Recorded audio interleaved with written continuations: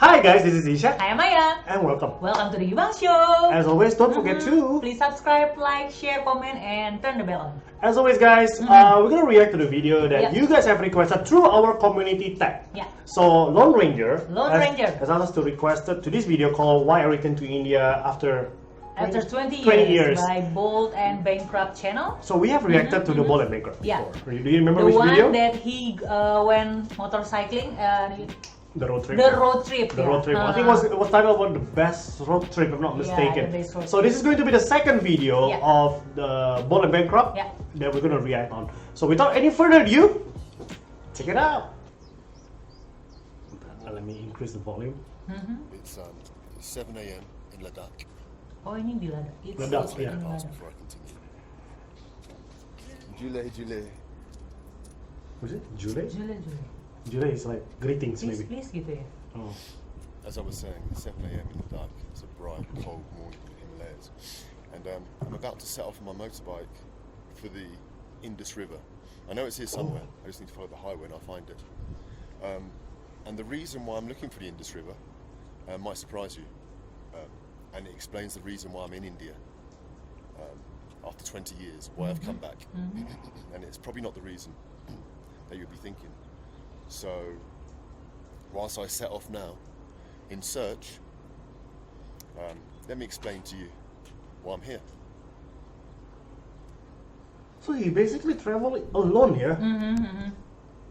By bike. Okay, so just over 20 years ago, when I was still a young man with a full head of hair, I flew into Delhi's Indira Gandhi Airport on a hot afternoon in March at the start of what was supposed to then be just a 1-month backpacking trip around India. Oh, okay. And after a week visiting the usual sites and cities, Agra, Jaipur, Pushkar, I flew south to Bombay. And I checked into a hotel in the bustling heart of the city. Anyway, the morning after my arrival in Bombay, I woke up in my hotel room with what was in fact a raging fever. I was in a terrible condition, didn't know where I was. The doctor was called and medicine was prescribed for what he said was, what he thought was probably malaria or maybe dengue fever. He actually wasn't sure. But over the next few days, the fever continued to slowly get worse, and I was alone in the city, and I don't know, I was a little bit scared, to be honest with you. But anyway, as I drifted in and out of consciousness over those first feverish days, I noticed in my rare moments of clarity when I was awake that there was an elderly man who was dressed in baggy white cotton clothes coming into my room on occasion, whereupon he would look at me with a concerned look, wipe the sweat from my burning forehead and mutter Hindi words over my body that of course I didn't understand. I'd only been in the country at that point just over a week. But I instinctively knew that they were some kind of prayer. Anyway, to my relief, eventually the fever started to subside. Whether that was due to the medicine or the prayers that the man was muttering, I didn't really know or really care. I was just so happy to have survived, really. And I slowly regained enough strength to sit up and talk to the old man, who kept visiting my room and bringing me fruit and water. And he turned out to be the hotel's owner and was a devotee of the Hindu god Shiva, and had in fact been so concerned for me that he'd been praying to his god for my recovery at regular intervals. So over the next few days, as I started eating again and feeling much better, the old man would sit on the end of my bed and tell me about the god he believed in, about the mystical Mount Kailash where Shiva resided with his wife Parvati, and about the poisons he drank with demons he slayed, and importantly about the mighty river Indus, which flowed from its source at Mount Kailash where Shiva lived, and was the river from where Indian people first began worshipping Shiva, and in fact where India as a concept in history began. And I sat there taking it all in and was absolutely fascinated by the story that the man told me. Anyway, on my last day in the hotel, the old man came to my room clutching a small paper bag from the market, and he handed it to me. And when I opened it, inside there was a small metal frame containing a picture of Lord Shiva, his god, who was sitting on a tiger skin blanket wearing just a loincloth with a cobra wrapped around his neck, which is, of course, an image that every Indian will know well. And he said to me, whenever you have problems on your trip through India, just say these words. And he said the words, Om Namah Shivaya. And he promised me that everything would be okay. Om and Nam I'd be looked after by Shiva. Shiva on my trip around India. Om And so I Nam took the Om picture Namah with Shiva. great thanks, and I left the hotel. Okay, let's break off from the story for just a minute so I can show you this epic place that I found on my search for the Indus. What is it? I've just accidentally discovered this pretty awesome place, which is just at the bottom of a mountain range, just stupa Yeah, this after is- stupa after stupa. Oh, Ya kan, stupa kan? Yeah. It's stupid. It's stupid. Look at them, hundreds of them, just everywhere. Ancient ones. Everywhere you look. Hebat ya. Nggak ada yang jaga ya. Yeah. And up, I don't know if you can see And it. it's but still up the top clean there, gitu. you can Yeah. see the old fort on top of the mountain. If it's in Indo, Wow, this place is Full of incredible. graffiti. I've just got the bike stuck in the sand because this is what I'm driving through. susah ya kalau naik Off-road, Iya. searching motor for rivers. pasir kayak gitu. Pasir, iya. Oh ya. And Mungkin rodanya tuh nggak muter. Oh, I see, I see. I've got to try and find a way out onto harder ground. Now I see over here a bit of a drop. Let's have ourselves a little look. Maybe that is the river down there. Maybe that's the Indus. Mana? Which one? I have a feeling. That's the Indus River. Maybe. Dude, this is like playing a game. Kayak kita lagi Yeah, main, yeah, like yeah. we're playing games right now. The point of view is Yeah. from the. The players, The yeah, the players. characters' point of view. No, Oh no. unless the Indus is dried up, which I don't think it has. So that must be. Well, that's a riverbed. That just must be a tributary. That when the snows melt up in the high peaks of Tibet, it flows down here. Okay, let's continue looking. But wow, amazing place, really. Oh, bagus ya. Okay, It's a let's blue continue. sky. So I left the hotel. And Oh, continue with the story. Yeah. And what was supposed to be a 1-month journey actually turned into 4 years. I fell in love with India completely and ended up opening my own hotel in the country, Oh, which is a story I'll go nice. into another time. But the picture of Shiva was always with You me, got his own always looking hotel. at me, Yeah. always In protecting India. me in times of trouble in India. And there was a lot of times of trouble and hardship in India, I must say. Times of great struggle, but Shiva, or the picture of Shiva, was always with me. And I'd always whisper the prayer the old man had told me. Anyway, eventually I left India. So is he returned not a home to Hindu my life in devout? England, and all the while the I don't picture know. of Shiva was Maybe by he my was side from watching India, it. no, the video. He was there when I got married, and he was there when I got divorced. He was there when I faced bankruptcy and financial ruin. Through the good times and the bad times, he was there, and what I believe was keeping an eye on me, making sure that no matter how bad things got in life, as long as I repeated the words Om Namah Shivaya, things would slowly turn around and improve, and they always did, as the man had promised me. Om Namah Shiva. Okay, well, searching for the River Indus was taking longer than I expected, so let's stop for a little food break. Dari dia tu. Julie. Julie. This is kind of close to the northeast ya. Because the people I don't know. Mana-mana. kayak agak dekat sama northeast. Oh, iya. Orang-orangnya, It's a ya. Face teacher ya. Ciao, Kapas. Dal chavo. Chiga, cello, dal chavo. Oh, he can speak. Anyway, I've just stopped off on the way to the Indus for a plate of dal Kayak chavo. warteg gitu. Dal chavo is the classic dish that you'll be eating in India all across the country when you travel. Costs about 20 cents for a plate this much, and it's delicious. Ada itunya. Ada apa? Kari. This is like some local. I'm in some small town. I don't know where I am.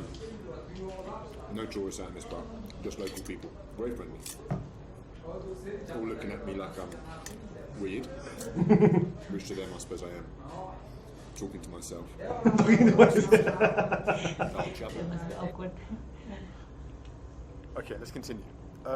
And so the years slowly turned into decades in the West, and I kept repeating the mystical words in times of trouble.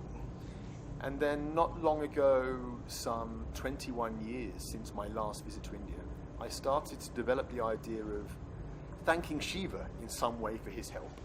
Now, that might sound a bit strange to some people. After all, I'm not a Hindu, but I had developed some kind of, let's call it a bromance with this little slowly fading picture that I possessed. And I wanted to do something in return, I suppose. After all, friendship is a two-way thing. So I decided that if I really wanted to thank Shiva for all his help over the past 20 years, then what I should do was return to India and take him to his homeland in the Himalayas, and the Indus River in particular, and let him see the mighty river from where he came from and where Indian civilization began. It was the least Iya kan dari Indus River. Yeah, he would like to take the Je les Shiva a, je picture les. that he Oh. has to Indus River. Indus, Reka, Indus. Indus, Reka, Sindh. Jadi saya buka. Pani. Gigi? Ah, okay.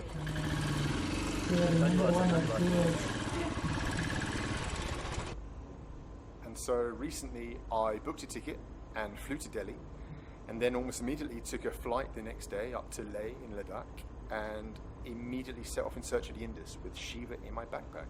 And this is the journey that I'm showing you now. So Jadi ini kayak I lebih found the spiritual Indus, journey. which wasn't that yeah. hard to be honest.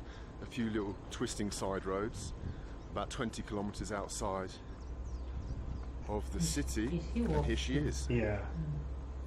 the River Indus, I Oh wonder. ini river ini. which rises in Mount Kailash and then flows through Tibet, India, before emptying out down at the bottom of Pakistan.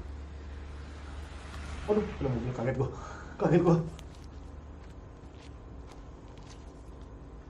Dude, this is like really like playing Fallout. Man. To the left. Yeah. Right. Oh, you finally made it. Wow, so this is the Indus.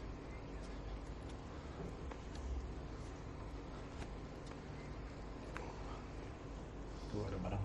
And I need to find a place to do what I want to do. Oh, That's this the picture. is the picture. Ini apa kayak dupa gitu ya Kak? Kayak iya semacam kayak pai-pai kalau orang Buddha itu. Om Namah Shiva. Dhanyavad Sahib, Dhanyavad. What is it? Yeah. In apa?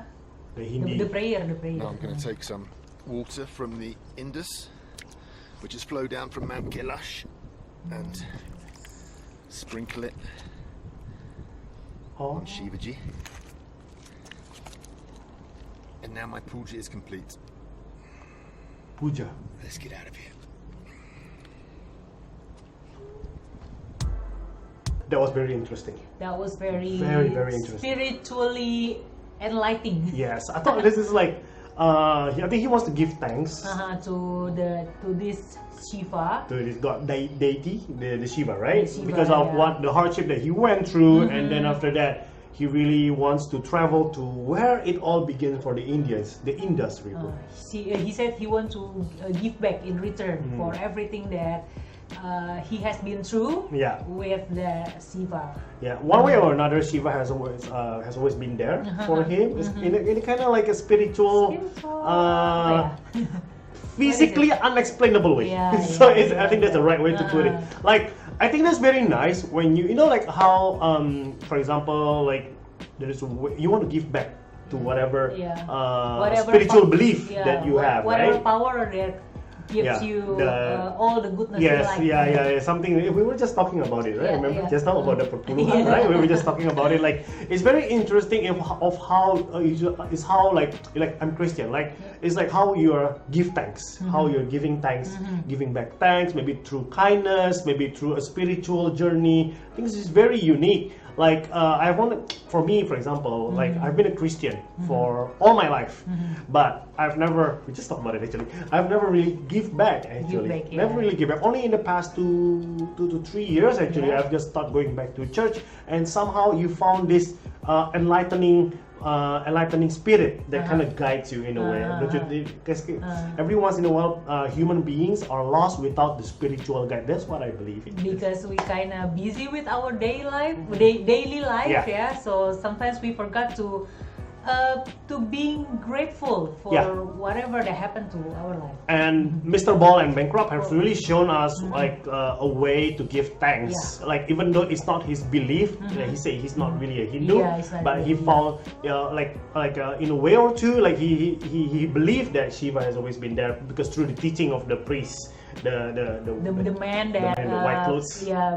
who came to his room. The hotel owner. The hotel owner. Hotel owner, yeah. So that was very interesting. Without the less, I believe India is very digambarkan is very spiritually India has always been pictured as some place is very spiritual. That's what I thought. Yeah. And no matter the religion, Yeah. India is a place for you to back to your true self. Seriously, we've been reacting to hundreds of Indian contents. Yes. If we don't make a trip to India, it's kayak kurang ajar. It's not nice, you know. There's many of our viewers asking us to go to India. Of course, we I think if we say, hey, we're going to India, I bet about 3,000 of our subscribers will come.